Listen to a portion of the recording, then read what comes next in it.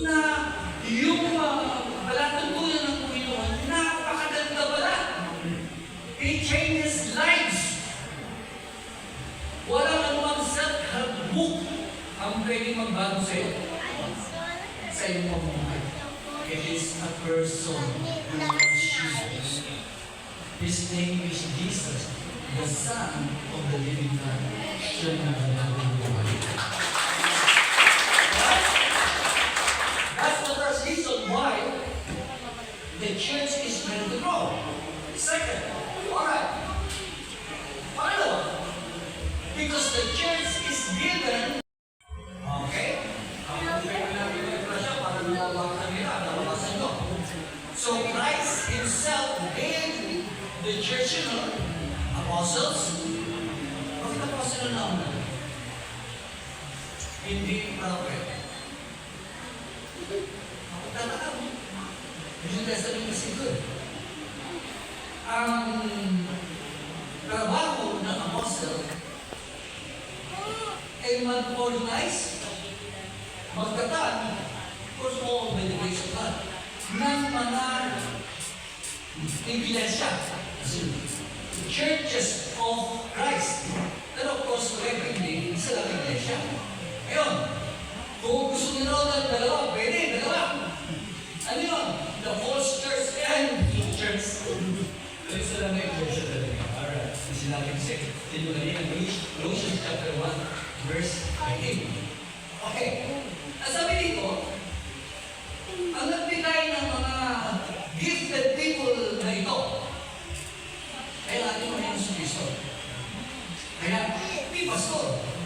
Ako, ang aking prominente na gifting is an apostle. Pero hindi ako apostle sa katulad ng dalawa. Ang apostle to, ay iba, nag-organisa na mga grupo at ano kaya. Kaya, kaya ng Diyos, Kristo, kasama sa Kristo natin. Kasi kaya din, okay? Sige, salamat sa Panginoon. Ang gusto natin bigyan ng kasing dito, ayun, meron mga tao, pastor, na hindi manipulated. Pwede ka kasi manipulated. Yung pastor, kasama ko na, kailangan maliwanag sa titignan mo. Kung yung pastor na sinusundan mo, exploiter. Ine-exploit ka. Kaya ano sabi nyo? Anong purpose? He gave these people, apostle, prophets, evangelist, pastor, teacher. Second translation, yung pastor, hyphen, pastor, teacher.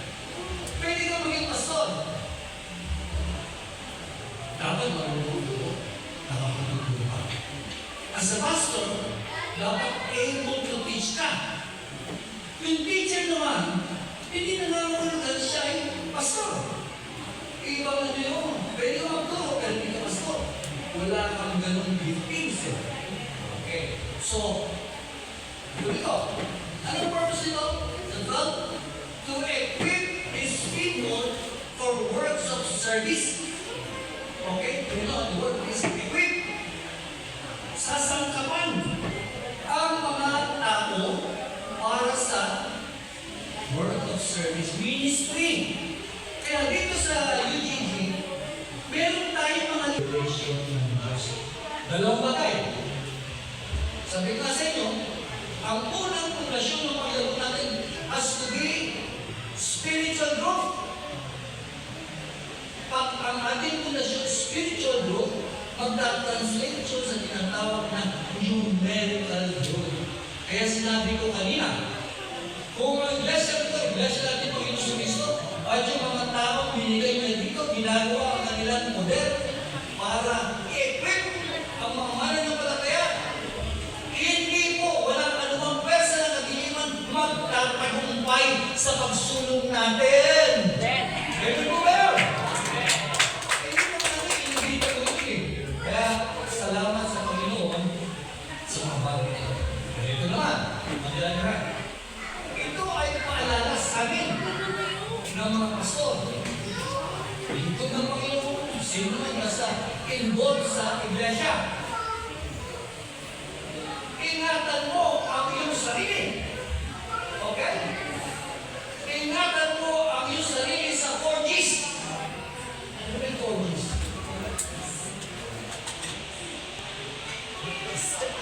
Yung tanong natin ngayon. No? Okay. Leaders. Gorgeous. Glory. Naku. Lalong pumalham. Ang UGG. Naku po, hilang. Parang kasi mga ano yun sa tanong malaki. Naku po, hilang. Humility. Yan ang naturo sa atin ng Lord. Kaya pang spiritual leadership is all about servanthood. Amen. Pagiging lingkod. Okay? Oh, glory. Gold. Okay. Ayaw muna tayo na. Meron sa sarili ng tao. At tumisan dahil sa atin, para sa atin mo. At yung aso. May air conditioning unit. Kaya ko ng aso. Okay? So, ayos lang ito kung ang pera na invest na yung DG, meron tayong open book, meron tayong financial report. Every kusin yan, yan ang nag-dito sa atin ng ating accounting pastor. Yung meron tayong financial report, para alam natin saan napupunta yung mga nakikuha natin dito ng kasi tayo, mga kapatid, laki tayo sa provisional. We believe in tithes. Old Testament na rin. Old Testament. Ito ang practice natin na tayo po ay nagbibigay sa amin. Siguro.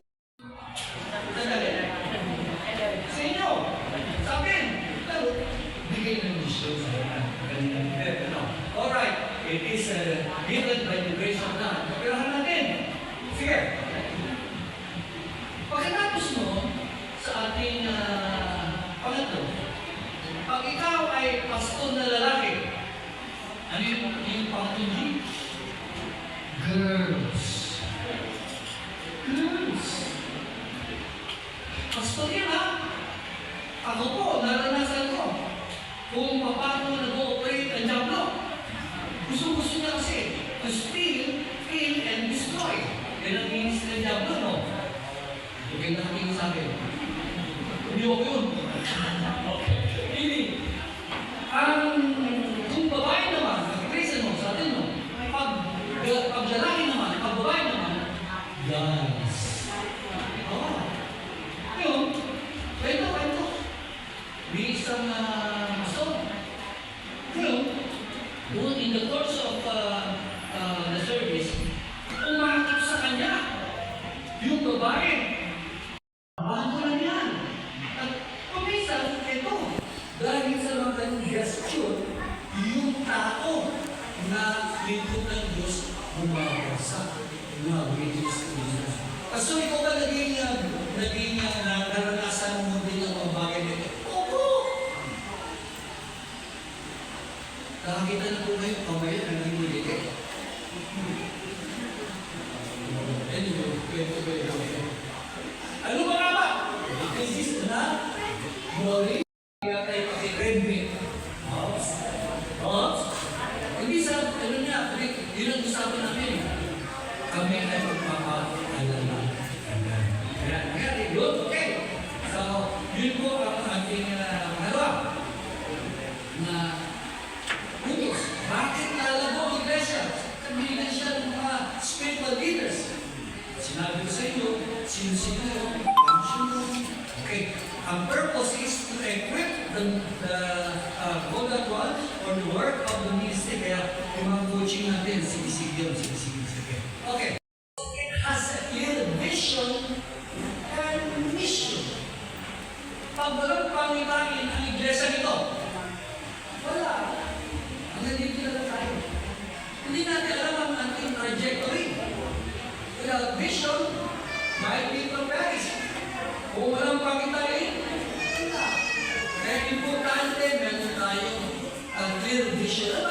Ang vision ng iglesia nito, meron. Ito, dapat yun, sabi namin, papakita dito sa ating mga titik, yung ating vision. Katapos, ito na. Doon sa Matthew 28, 18 to 19, Okay? May sinabi dito na kailangan tandaan natin. 18. And Jesus came to them, yung sa mga disipulo, and said, ito ay bibida naman na sa ascension. Okay. So, yan po ang dahilan kung bakit ako po ay nandito sa Dami dumadaan. Sino po naniniwala? Ako yun ang maliit lang palaki. Kaya ako narito. Akala ko man ang una. Yes. Ito ay panibagong religion na naman. Ako kasi I came from the Roman Catholic tradition. Doon ako. Yung mga patungkol sa mga born again, meron ng aya sa akin. Doon pa, malayo. Ang araw. Ano yung araw? Sis ko, sinabi mo mo araw. Salita ng mga iba.